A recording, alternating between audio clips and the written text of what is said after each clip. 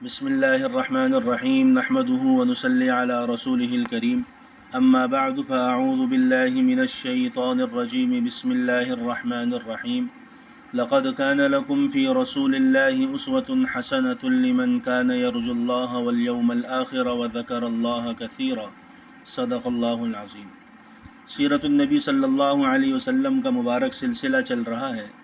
اس حوالے سے انشاءاللہ آج آپ حضرات کے سامنے 5 باتیں ذکر کریں گے۔ پہلی بات، شق صدر کسے کہتے ہیں؟ دوسری بات، شق صدر کتنی مرتبہ ہوا؟ تیسری بات، شق صدر کا واقعہ۔ چوتھی بات، حلیمہ سعدیہ رضی اللہ تعالی عنہا اور حضرت آمنہ کے درمیان مکالمہ۔ پانچویں بات، آج کے درس سے حاصل ہونے والے اسباق۔ پہلی بات، شق صدر کسے کہتے ہیں؟ تو شق صدر کہا جاتا ہے سینے کو چاک کرنا، اور یہ آپ صلی اللہ علیہ وسلم کا خاص الخاص معجزہ ہے۔ تفصیل انشاءاللہ تیسری بات میں ذکر کریں گے۔ دوسری بات، شق صدر کتنی مرتبہ ہوا؟ تو شق صدر کل 4 مرتبہ ہوا۔ سیرت کی کتابوں میں لکھا ہوا ہے کہ پہلی مرتبہ جب آپ صلی اللہ علیہ وسلم حضرت حلیمہ سعدیہ رضی اللہ تعالی عنہ کے پاس تھے تو اس وقت یہ واقعہ پیش آیا۔ دوسری مرتبہ جب آپ صلی اللہ علیہ وسلم کی عمر مبارک 10 سال ہوئی تو یہ واقعہ پیش آیا۔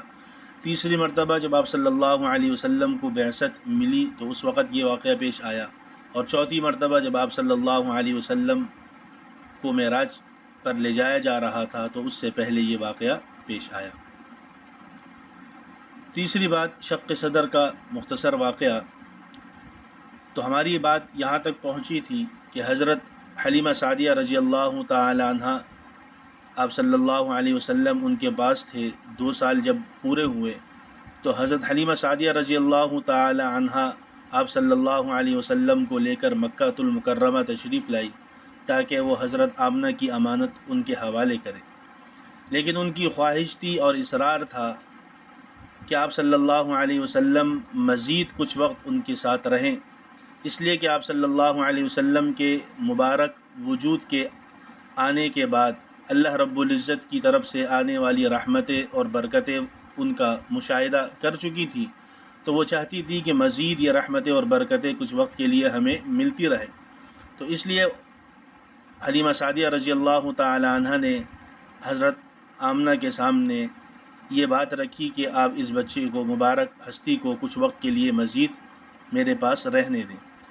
اور اسی طرح سیرت کی کتابوں میں یہ بات بھی لکھی ہوئی ہے کہ مکہ المکرمہ میں اس وقت ایک وبا پھیلی ہوئی تھی، تو حضرت آمنہ نے جو ہے وہ حضرت حلیمہ سعدیہ رضی اللہ تعالی عنہ سے کہا کہ آپ اس بچے کو مزید کچھ وقت کے لیے لے جائیں۔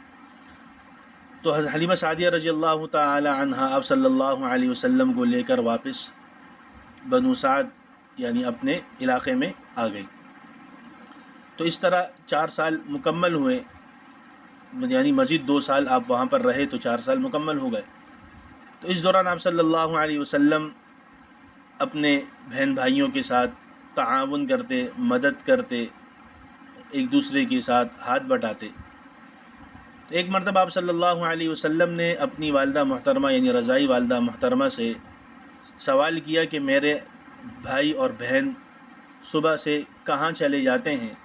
تو آپ کی والدہ حلیمہ سعدیہ رضی اللہ تعالی عنہ نے کہا کہ وہ لوگ بکریاں چرانے کے لیے چراگاہ جاتے ہیں۔ تو آپ صلی اللہ علیہ وسلم نے ارشاد فرمایا کہ کل سے میں بھی ان کے ساتھ بکریاں چرانے جاؤں گا۔ تو اس طرح آپ صلی اللہ علیہ وسلم جو ہے وہ 4 سال کی عمر میں اپنے بھائی بہنوں کے ساتھ بکریاں چرانے کے لیے چراگاہ جاتے تھے۔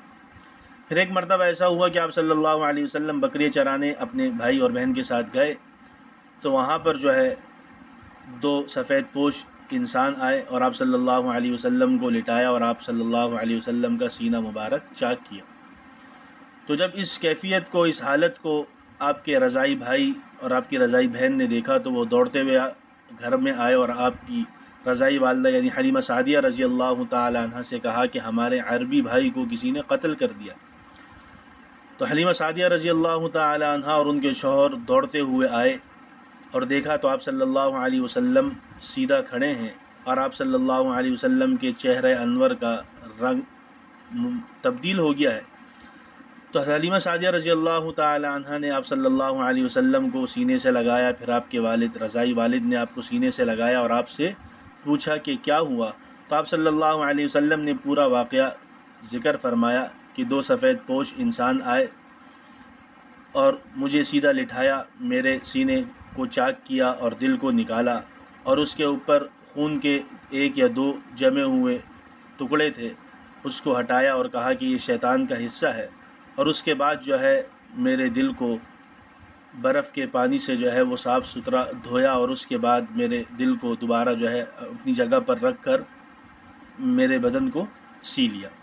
تو یہ سارا واقعہ سنایا تو حلیمہ سعدیہ رضی اللہ تعالی عنہ اس بات سے پریشان ہوئی کہ اس چھوٹی سی عمر کے اندر اتنا بڑا واقعہ پیش آیا، اور ان کی بات سمجھ میں بھی نہیں آ رہی تھی۔ تو حلیمہ سعدیہ رضی اللہ تعالی عنہ پریشان ہوئی اس بات سے کہ کہیں اس بچے کو کوئی صدمہ وغیرہ نہ آ جائے، تو اس لیے وہ لے کر آپ صلی اللہ علیہ وسلم کو لے کر مکہ المکرمہ تشریف لے آئی۔ چوتھی بات، آپ صلی اللہ علیہ وسلم کی والدہ اور حضرت حلیمہ سعدیہ رضی اللہ تعالی عنہ کے درمیان مکالمہ۔ تو حلیمہ سعدیہ رضی اللہ تعالی عنہ آپ صلی اللہ علیہ وسلم کو لے کر آئی، تو آپ صلی اللہ علیہ وسلم کے ساتھ جو واقعہ پیش آیا تھا اس واقعے کو ذکر کیا کہ اس بچے کے ساتھ یہ واقعہ پیش آیا ہے۔ جب یہ واقعہ حلیمہ سعدیہ رضی اللہ تعالی عنہ نے آپ کی والدہ محترمہ حضرت آمنہ کا ذکر کیا تو حضرت آمنہ ذرا بھی پریشان نہیں ہوئی، اس لیے کہ آپ کی والدہ نے زمانہ حمل میں اور اسی طرح آپ کی پیدائش کے بعد ہونے والے مختلف انوارات، تجلیات اور برکات دیکھ چکی تھی۔ ان تمام چیزوں کو حضرت حلیمہ سعدیہ رضی اللہ تعالی عنہ کے سامنے ذکر کیا، اور پھر فرمایا کہ یہ میرے اس بیٹے کی بڑی شان ہوگی، اور اس بچے تک، اس مبارک ہستی تک شیطان کی رسائی ممکن نہیں ہے، اور اسی طرح شیطان اس کو کوئی تکلیف نہیں پہنچا سکتا، لہذا آپ مطمئن رہیں۔ اور پھر اس کے بعد حلیمہ سعدیہ رضی اللہ تعالی عنہ آپ صلی اللہ علیہ وسلم کو آپ کی والدہ کے حوالے کر کے واپس اپنے علاقے میں چلی گئی۔ 5ویں بات، آج کے درس سے حاصل ہونے والے اسباق۔ تو پہلا سبق کیا ہے کہ آپ صلی اللہ علیہ وسلم بچپن میں خدمت کیا کرتے، آپس میں تعاون کرتے، بکریوں کو چرایا۔ تو اس سے ہمیں سبق ملتا ہے کہ ہم اپنی اولاد کو محنت کا، خدمت کا اور آپس میں تعاون کا عادی بنانا ہے، یعنی اپنی اولاد پر ہمیں یہ محنت کرنی ہے کہ ان کے اندر یہ جذبہ پیدا ہو کہ وہ اپنے گھر میں بہن بھائیوں کے ساتھ تعاون کریں کام کاج میں، اسی طرح محنت کا عادی بنائیں، اور اسی طرح ان کے اندر خدمت کا جذبہ پیدا کریں کہ ان سے کام کا کہیں کہ بیٹا فلاں کام کرو، فلاں کام کرو، پانی لے کے آؤ، یہ لاؤ، تاکہ بچوں کے اندر خدمت کا جذبہ پیدا ہو۔ دوسرا سبق ہمیں آج کے درس سے یہ حاصل ہوتا ہے کہ جب کسی کا بچہ آپ کے پاس ہو، یعنی آپ کے پاس رہ رہا ہو، اور اگر اس کو کوئی مسئلہ، پریشانی، بیماری وغیرہ لاحق ہو جائے، تو بہتر طریقہ یہ ہے جیسے حلیمہ سعدیہ رضی اللہ تعالی عنہ نے اس بچے کو ان کی والدہ کے پاس پہنچایا اور واقعہ بھی ذکر کیا۔